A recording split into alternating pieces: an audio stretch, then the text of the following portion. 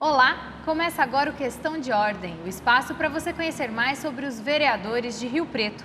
E hoje quem está ao meu lado é o vereador Pedro Roberto, do Patriota. Vereador, muito obrigada pela presença em nosso programa. Eu que agradeço, prazer estar aqui, podendo falar dos projetos e debater a cidade. Vamos começar então, vereador, sobre alguns trabalhos atuais, do gabinete. O senhor está aqui há muitos anos, há bastante tempo. E a Câmara recentemente aprovou as emendas impositivas, Explica um pouquinho para quem está assistindo o que são essas emendas, porque algumas pessoas acabaram não entendendo tão bem. E fala um pouquinho sobre as emendas que são destinadas à saúde. Bom, é importante dizer que as emendas, elas sempre existiram, no nosso ordenamento.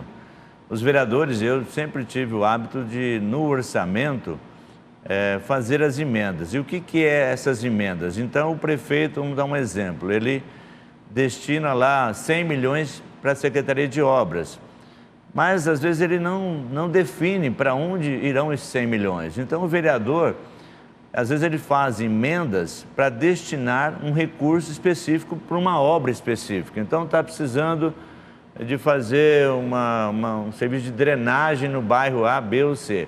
O vereador pode destinar, normalmente faziam essas emendas destinando recursos para drenagem, para praça, para escola, para uma UBS. Então, no orçamento, nós fazíamos isso. Normalmente, essas emendas, por não serem impositivas, aí é que vem, que a emenda impositiva foi uma criação já de uma lei federal, criando as emendas impositivas. Então, por não ser impositiva, assim, 99% das emendas não eram acatadas pelo governo. Mesmo que constasse no orçamento, o governo não era obrigado a acatar. Então, praticamente, assim, tinha um peso um pouco político. O vereador podia trabalhar essa questão, dizendo, olha, eu fiz um pedido para isso, para aquilo, e agora depende do governo. Com a emenda impositiva, isso se deu por conta de uma lei federal, que permitiu que as câmaras municipais, através dos vereadores, pudessem fazer as emendas impositivas. O que já acontecia, por exemplo, na Assembleia Legislativa, já há algum tempo, e no governo federal. É muito comum, as pessoas já ouviram falar, emenda do deputado, emenda do deputado estadual ou federal. E com o fato dela ser impositiva, os governos, tanto federal quanto estadual e agora municipal, são obrigados a cumprir aquilo que foi aprovado na emenda impositiva. Lembrando que essa aprovação se dá no momento em que o orçamento do município, no caso, vem para casa. Então, o ano passado, quando o orçamento veio, aconteceu um fato de o projeto da emenda impositiva, porque aí o município tem que aprovar também e colocar no seu regimento, na lei, nas leis municipais, colocar esse dispositivo, na lei orgânica. E nós aprovamos no momento em que o orçamento estava na casa. Então, criou aí o governo, inclusive, fala que não valeria as emendas do ano passado para esse ano. E nós estamos argumentando que vale, Tanto é que a diretoria jurídica da casa aqui disse que vale sim as emendas impositivas. Então,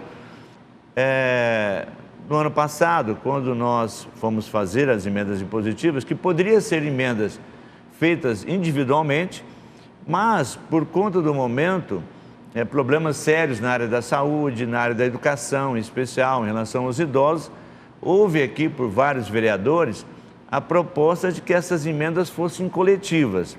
E como nós fizemos? Como a emenda impositiva ela equivale a 1,2 do orçamento líquido do ano anterior, na conta essas emendas impositivas, somando cada vereador, deu por volta de 19 milhões, um pouco mais de 19 milhões. E aí, acho que numa atitude, eu achei louvável dos vereadores, resolvemos fazer as emendas coletivas, ou seja, destinar metade desses recursos para a área da saúde e a outra parte, uma parte para a educação, uma outra parte para idosos, uma outra parte para criança e adolescente, na questão do acolhimento, uma outra parte para a população em situação de rua. Então, nós fizemos assim, ouvindo a população, que houve uma audiência pública também, resolvemos fazer no coletivo, porque se fosse feito individual, não daria para fazer o que fizemos. Por exemplo, nós temos uma emenda de 3 milhões para construir uma nova unidade de saúde no Eldorado. O vereador sozinho não conseguiria fazer essa emenda. Então, isso foi um ato de grandeza dos vereadores que fizeram as emendas todas de forma coletiva, ou seja, 13 vereadores que concordavam com o orçamento, com a emenda impositiva, assinaram essas propostas. E hoje o governo, olha só que ironia do destino, o governo está alegando, por ser emenda coletiva, que isso talvez seja inconstitucional. Olha só, é uma emenda que visa atender ali a regiões, né? Nós vamos falar daqui a pouquinho, detalhar, e infelizmente o governo diz, não, olha, a emenda tinha que ser individual, e não, ou de bancada, e não coletiva como foi. Então é uma questão só de querer fazer. O governo pode pegar lá as emendas e avaliar. Bom, o Eldorado, que é uma unidade de saúde que nem cadeirante entra, que o médico às vezes precisa deixar sair, fazer a consulta e deixar o outro para vir fazer a consulta, porque não tem espaço. A região cresceu demais. Então o prefeito tem que decidir, faz a unidade, né, uma nova unidade de saúde no Eldorado ou não faz? Então aí é uma questão política, uma decisão política do prefeito. E já falando disso, tem uma emenda também coletiva para reformar e ampliar as unidades de saúde do São Francisco, que precisa dessa ampliação, e da unidade de saúde do Maria Lúcia, que é uma região também que cresceu demais, a unidade está pequena, muitos problemas realmente para atender a população. E volto a dizer, emendas coletivas. Será que alguém, será que o prefeito, será que o secretário de saúde é contra essa emenda também para o Maria Lúcia? Eu acredito que não. Então é isso, a emenda impositiva chegou para ficar, é um protagonismo que nós da Câmara, que os vereadores, a partir do próximo orçamento, vai ter, não tem dúvida, isso já é realidade. A Câmara entendeu isso, eu também entendi, que nós devemos sim, no momento do debate, do orçamento, ter a nossa posição. E é lógico, o prefeito ele pode sentar com os vereadores, o secretário, e dizer, olha, nós temos um recurso aqui que não dá para fazer tudo. O que vocês acham disso ou daquilo? É só dialogar, faltou diálogo com o legislativo, porque o prefeito, ele quer ser o pai da criança de tudo. Ele quer chegar, olha, aqui a verba, né, eu que fiz, eu que... Não quer dividir esse protagonismo com a Câmara. E nós estamos fazendo uma ação política séria, responsável, transparente. Se alguém falar que emenda, todas as emendas são muito claras, onde elas serão investidas. Então é tudo muito transparente, além dos vereadores, a população, o Ministério Público pode fiscalizar e nós vamos acompanhar também. Então não há nada de ilegal, de inconstitucional, de imoral. Pelo contrário, nós estamos olhando para as necessidades da população, assim como entidades que vão receber também, entidades sérias como São Judas e tantas outras, né? A PAI, a ARPRON, que cuida de criança, que dá oportunidade de formação das crianças, a PAI, né, que faz um trabalho maravilhoso, São Judas, Renascer, Madre Teresa de Calcutá e tantas outras. Nós estamos destinando recurso para essas entidades, porque nós sabemos da importância que essas entidades representam para a cidade, cuidam de criança, fazem assistência, sabe? É um trabalho maravilhoso, que ajuda muito a cidade. Então, eu acho que nós fizemos uma boa ação coletiva, pensando na cidade.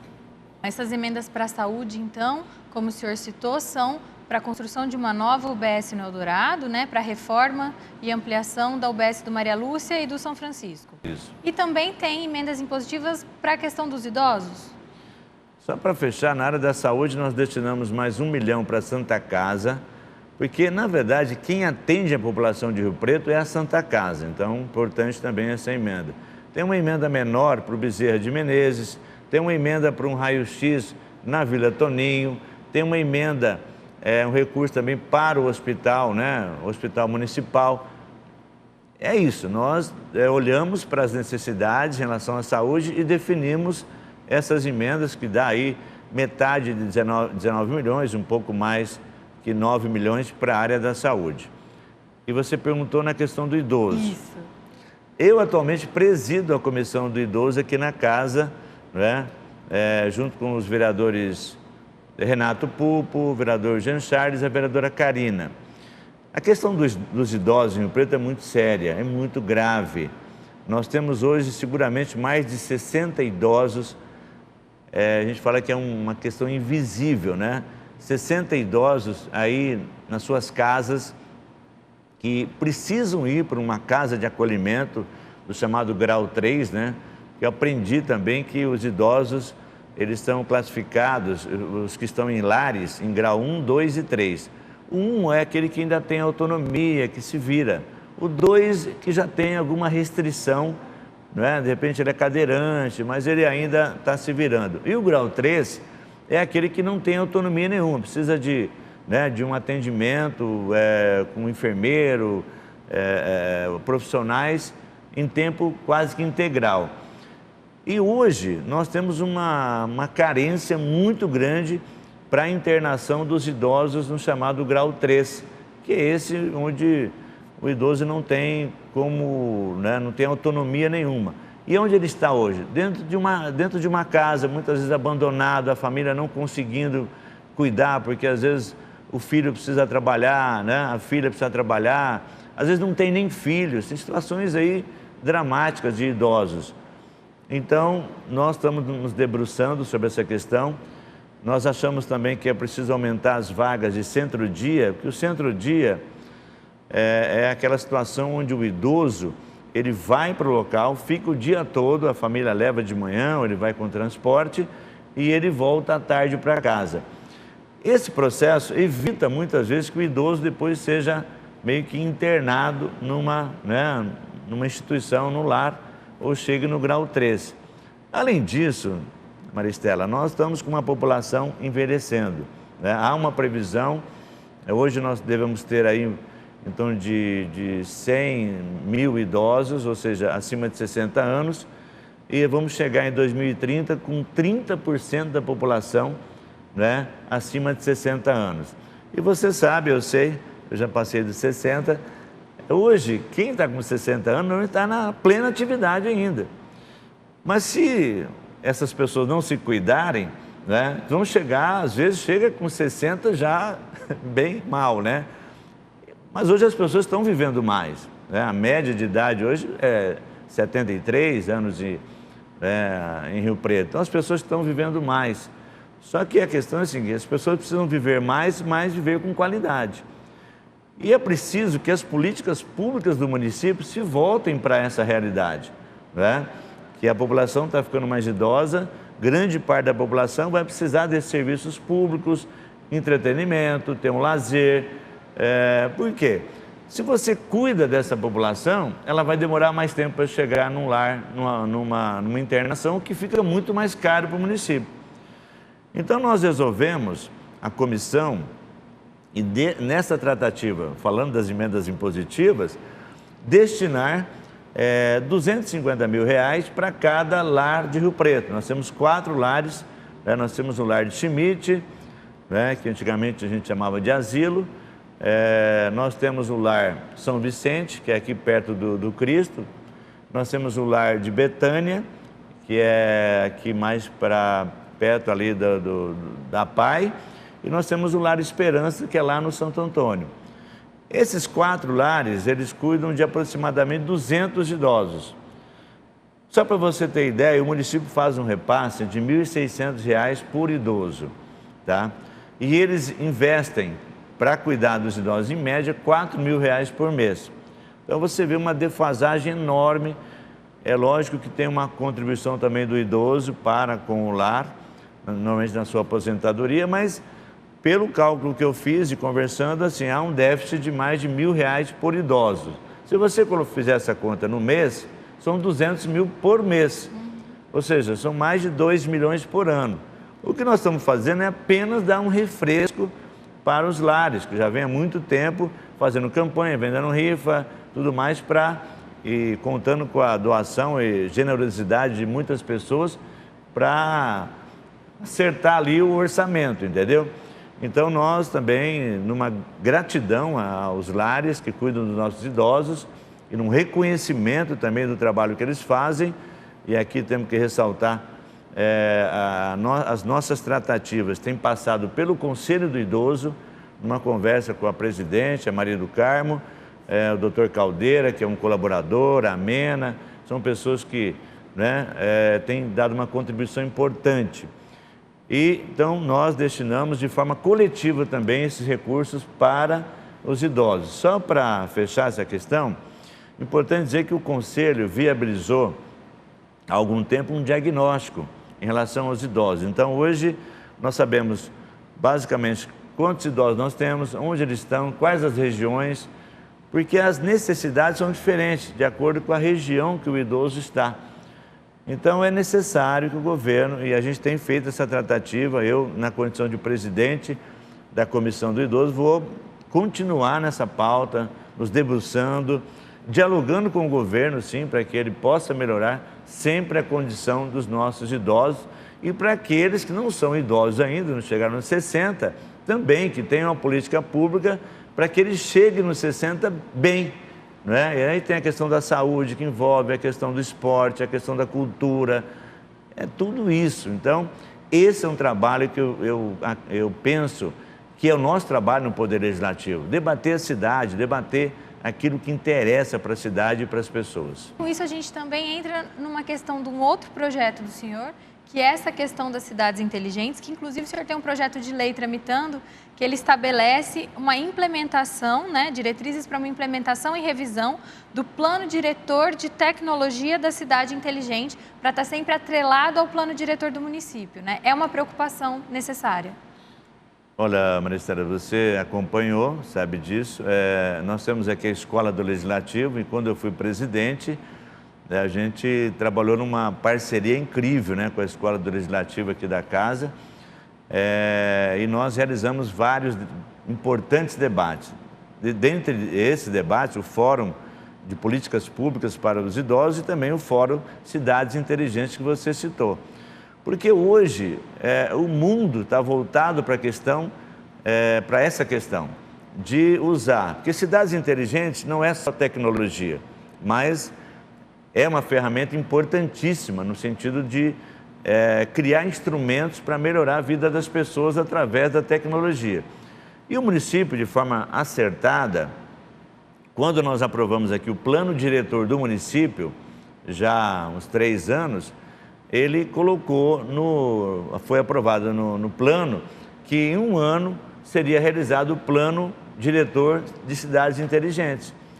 Para si, lógico, você tem profissionais importantes que pensam essas questões no sentido de usar melhor os recursos, de como você pode melhorar a questão do trânsito, enfim, do monitoramento da cidade, na área da saúde, como é que você pode, através de ações de tecnologia, Por exemplo, eu participei agora recentemente da Conferência Municipal de Saúde e um problema que acontece nas UBS em Rio Preto hoje, por incrível que pareça ainda, é que o sistema trava.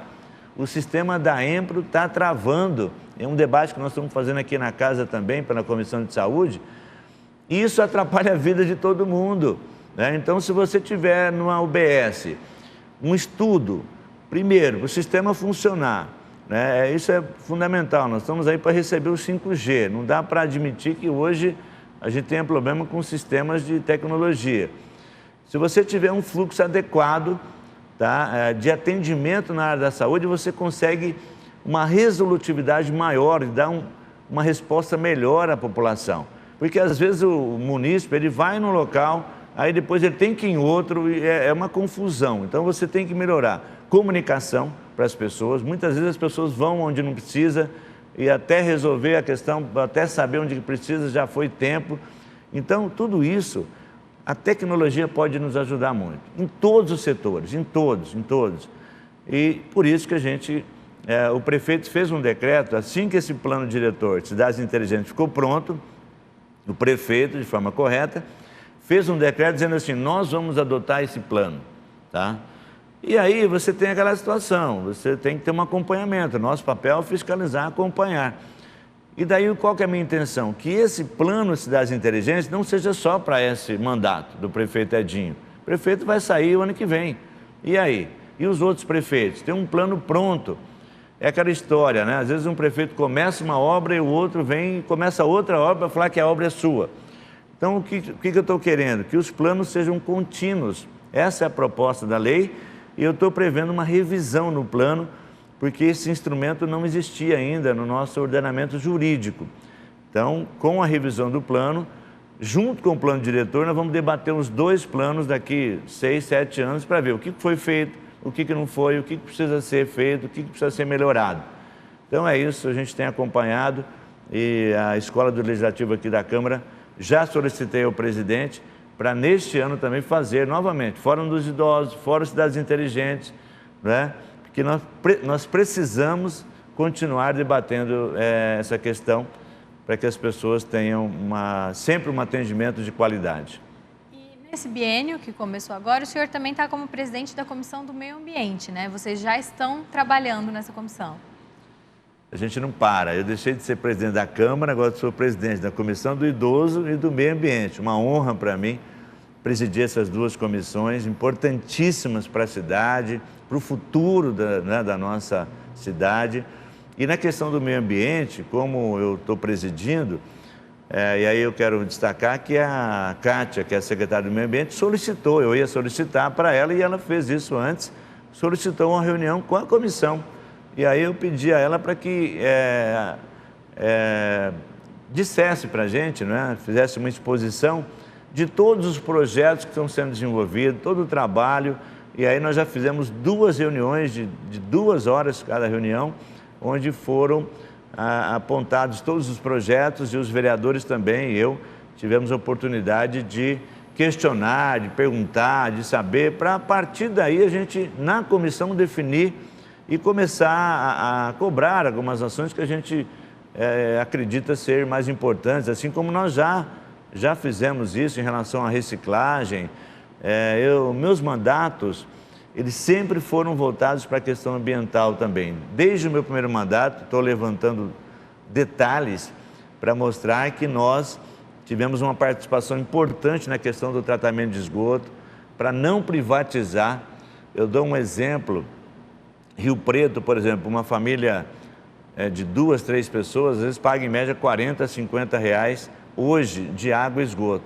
Mirassol, que privatizou, paga o dobro, entendeu? Então, esse foi um trabalho importantíssimo no passado. O esgoto foi tratado, nós temos uma água de qualidade, defendi sempre o SEMAI, defendi a autarquia, porque é importante. Nós tínhamos um departamento, quem tem um pouquinho mais de idade, vai lembrar disso, nós tínhamos um departamento, DAE, Departamento de Água e Esgoto. Não tinha recurso, realmente ninguém pagava conta de água, poucos pagavam conta de água, era um valor irrisório. E nós sabemos que o sistema precisa melhorar a cada dia. E aí tenho que registrar que o Edinho tomou uma decisão acertada, criando a autarquia. E é importante dizer que antes de eu entrar na Câmara, nós, pela AMIRP, que pouca gente se lembra, nós protocolamos um projeto aqui criando uma autarquia para cuidar da água. Então nós já vimos com esse trabalho dizendo, olha, a autarquia é o caminho. Então nessa questão ambiental, e a gente já participou de uma centena de ações, tenho leis inclusive para destinação adequada dos resíduos em relação aos grandes eventos, né, que prestigiam as nossas cooperativas, né, a Cooperlagos, a ARI. Então a gente tem uma ligação muito forte com a questão ambiental e, como eu disse para você, é uma honra para mim poder estar presidindo a Comissão do Meio Ambiente. Vou interagir com o CONDEMA, que é o Conselho Municipal do Meio Ambiente também, que é um órgão importante, que os conselhos têm esse papel de acompanhar as políticas, estão mais inteirados das políticas e também a gente precisa ouvir o Conselho nas questões do meio ambiente. E um outro tema que o senhor está sempre muito por dentro, né, participando e à frente, é a questão da região metropolitana de São José do Rio Preto, né, do parlamento da região metropolitana de São José do Rio Preto. E o senhor tem um projeto de resolução que também está tramitando, que é o que institui a Comissão Permanente da Região Metropolitana de São José do Rio Preto. O que pretende essa comissão? Eu sempre preciso fazer um resgate, tá? Que é o seguinte, quando eu estava presidente, eu criei o Parlamento Regional, propus e criei o Parlamento Regional Metropolitano. Quando o Estado anunciou, à época, a criação da região metropolitana, eu entendi a necessidade das câmaras municipais da região, que são 37 cidades ao todo, ter uma participação.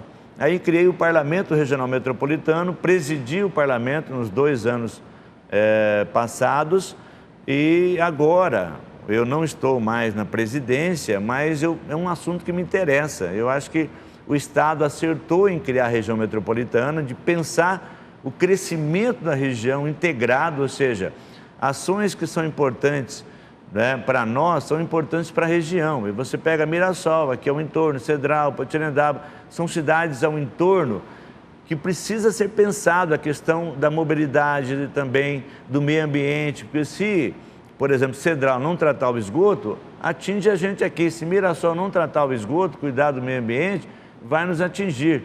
A nossa floresta, a nossa estação ecológica está em Rio Preto e Mirassol. Então, essas ações integradas, na questão do turismo também, enfim, fomento dos pequenos produtores, do turismo rural, tudo isso precisa ser pensado a nível de região.